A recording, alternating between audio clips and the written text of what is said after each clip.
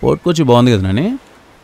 Fort కొచ్చి బాగానే ఉందన్న. KRM నుంచి అప్డేట్ వదిలితే ఇంకా బాగుంటుంది. ఇద్దాలేనని తొందరగా ఉంది అన్న. నువ్వు సోషల్ మీడియా చూస్తున్నట్లేవు. 2 yearsకి 2 సినిమాలు చేసామని తెగేసుకుంటున్నాను మనల్ని. నన్ను ఎందుకు ఇప్పుడు సీనియర్ హీరోస్ అనుకో అన్న, వాళ్ళంటే 2 సంవత్సరాలకు ఒక సినిమా చేసుకున్నా పర్లేదు. మళ్ళీ యంగ్ హీరోస్ కూడా ఇలా చేస్తుంటే ఇండస్ట్రీ ఏమైపోవాలన్న. ఓహో, ఒకప్పుడు బ్యాక్ టు బ్యాక్ అని చెప్పి వేసుకున్నారు, ఇప్పుడు ఇలా చేస్తున్నా బ్యాడ్గా మాట్లాడుతున్నారు. కలికాలం అందరూ ఖాళీగా ఉన్నారు, ఏం చేయలేం. ఏం చేయలేము అంటావు ఏంటన్నా? మన సినిమా నుంచి గ్లిమ్స్ చేద్దాం. ఎప్పుడు? మన బర్త్డేకి. బర్త్డేకి అప్డేట్లు వద్దు నన్ను.